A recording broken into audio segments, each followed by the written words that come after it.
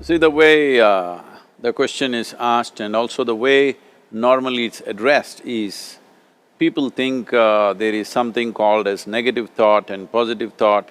They want to remove the negative thoughts and have only positive thoughts.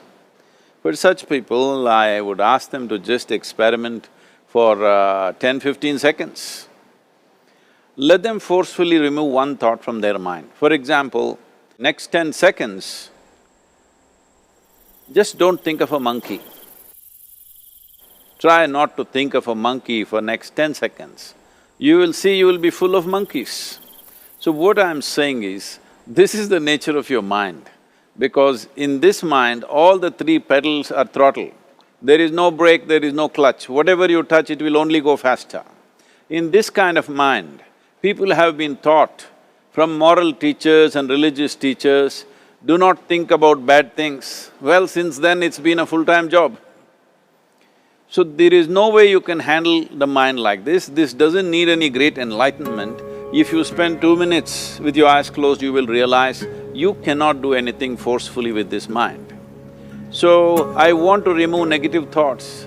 Do not ever go in this direction, because what you want to remove will become your quality. Always you will be on it.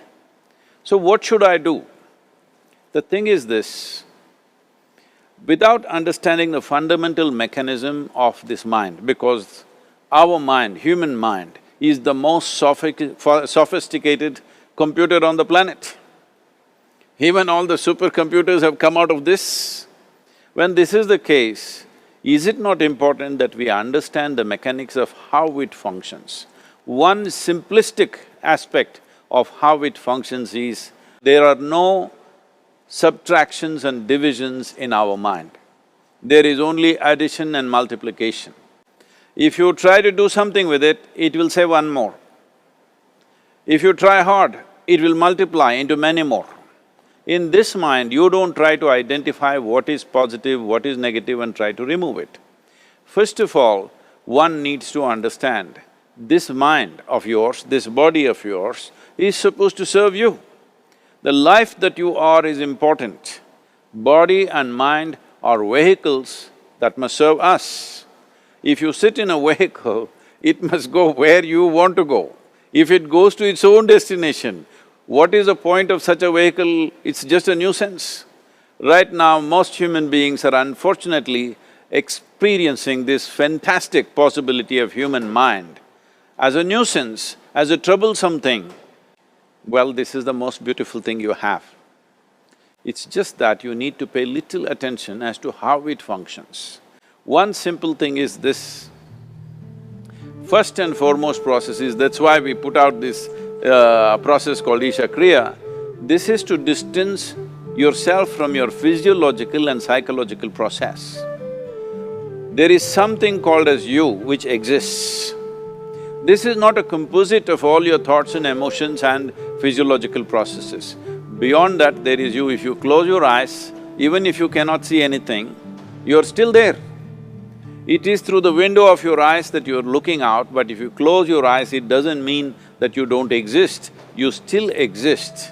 So beyond your thought, you still exist, beyond your emotion, you still exist. So that you, the life that you are, this has to come into your experience. Why is it that you're not allowing that to come into your experience, which is the most significant aspect of who you are? Who you are right now, the most significant aspect is, you and me are alive right now, this is it. What I'm thinking, what you're thinking is not the important thing. We are alive right now, that is the important thing.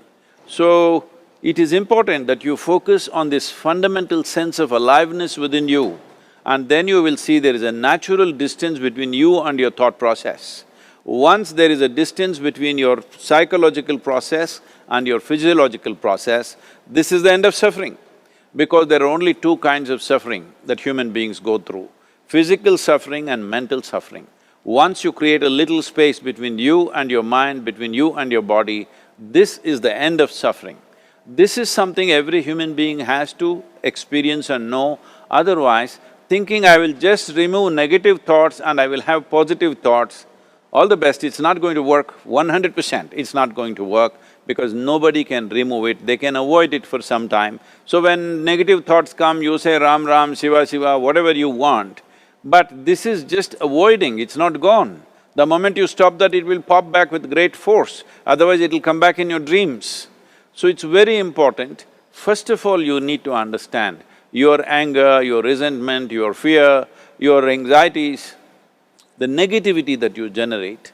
Generally resentment, anger, it is always directed towards somebody. But we need to understand this is poisons that we are drinking and expecting somebody else to die. Fortunately, life doesn't work like that. If I drink poison, I die. If I drink poison, you don't die. So, we need to understand this. When I say poison, today you can have yourself chemically analyzed. Right now, what is your blood work, what it says? 5 minutes of intense anger, check your blood work and see, there will be lots of negative elements in it, literally you're poisoning yourself. So, do you want to poison yourself? Definitely not. Now the very question is coming from certain helplessness, what shall I do? Don't do anything, just sit back and just concern yourself with something which is a life process. Maybe your heartbeat, maybe your breath, maybe just a sensation of being alive. Depending upon how sensitive or how perceptive you are, accordingly, find something. It could be a sensation in the body, it could be breath, it could be heartbeat, it could be anything, something which indicates life to you.